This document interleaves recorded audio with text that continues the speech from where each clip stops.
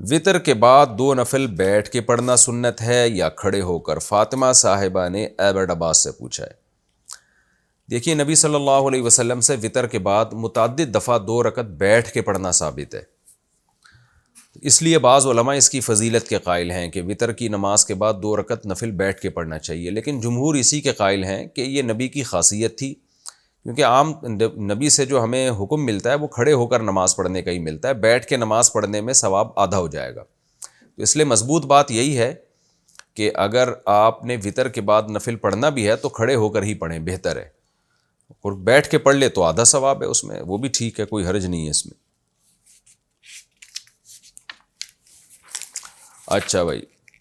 کیا ہم ایک دن میں قرآن ختم کر سکتے ہیں؟ دانیال صاحب نے میر پور خاص سے سوال کیا ہے۔ دیکھیں حدیث میں 3 دن سے کم میں قرآن ختم کرنے کو منع کیا گیا ہے، بعض حدیثوں میں 7 دن سے کم میں قرآن ختم کرنے کو منع کیا گیا ہے۔ تو ایک طرف تو یہ واضح احادیث ہیں ہمارے پاس،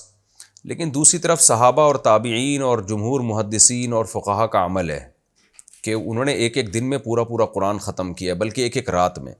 اور یہ اتنی کثرت سے اس بارے میں صحابہ تابعین سے مروی ہے کہ آپ یہ نہیں کہہ سکتے کہ ان صحابہ کو یہ حدیثوں کا علم نہیں تھا۔ حضرت عثمان رضی اللہ تعالیٰ عنہ کی طرف ایک دفعہ حضرت عمر نے اشارہ کر کے فرمایا کہ مجھے اس شخص سے محبت کیوں نہ ہو کہ یہ شخص ایک رکعت میں پورا قرآن ایک رات میں مکمل کر لیتے ہیں حجر اسود کے سامنے۔ تو ظاہر ہے ایک آدھ صحابی سے اگر مروی ہوتا نا، یا ایک آدھ محدث سے، تو ہم کہتے ہیں شاید ان تک وہ حدیثیں نہیں پہنچی ہیں، لیکن یہ بہت سارے صحابہ سے، امام حنیفہ سے مروی ہے کہ وہ، امام شافعی سے مروی ہے کہ ایک ایک رات میں پورا قرآن ختم کر لیا کرتے تھے، بلکہ ایسا بھی ہے کہ 2 قرآن ختم کر لیا کرتے تھے 24 گھنٹے کے اندر۔ تو اس لیے اس بارے میں جو محدثین خود اس بات کے قائل ہیں، علامہ ابن کثیر رحمۃ اللہ علیہ جیسے مفسر اور دیگر فقہا، کہ یہ جو نبی نے منع کیا نا کہ 3 دن میں سے کم میں قرآن ختم نہ کیا جائے، یہ امت پر شفقت کے لیے منع کیا ہے کہ عام طور پر لوگوں میں اسٹیمنا ہوتا نہیں ہے، وہ غلط سلط پڑھنا شروع کر دیں گے۔ جیسے اس کی مثال ملتی ہے ہمارے ہاں جو تراویح میں شبینے ہوتے ہیں، شبینوں میں ایک ایک رات میں قرآن ختم کرنا ہوتا ہے، بعض جگہ 3 روزہ شبینے ہوتے ہیں، تو قرآن کا کیسا بیڑا غرق کی معاذ اللہ کیا جاتا ہے، ایسے اسپیڈ سے پڑھ رہے ہوتے ہیں کہ یعلمون تعلمون کے علاوہ کچھ بھی سمجھ میں نہیں آ رہا ہوتا، اور جھوم رہے ہوتے ہیں دائیں بائیں، اور جو ہے وہ ایک تماشا سا بنا ہوتا ہے۔ تو یہ قرآن کے ساتھ مذاق ہے۔ لیکن اللہ نے اگر کسی کو اتنا اسٹیمنا دیا ہے کہ وہ قرآن کا حق بھی ادا کر سکے، اس کو آرام سے ٹھہر کے جیسے قرآن کے پڑھنے کا حق ہے، اور ایسا تھکاوٹ بھی اس کو نہیں ہوتی کہ بیمار ہونے کا خطرہ ہو، تو کچھ لوگ اللہ نے ایسے پیدا کیے ہیں، اگر کسی میں ایسا اسٹیمنا ہے تو ایک دن میں بھی پورا قرآن ختم کر لے تو انشاءاللہ اسے کوئی گناہ نہیں ہوگا، بلکہ یہ چیز باعث ثواب ہوگی۔ تو اعتدال کی بات یہی ہے کہ اتنے سارے صحابہ، تابعین، تبع تابعین، امام بخاری سے خود ثابت ہے،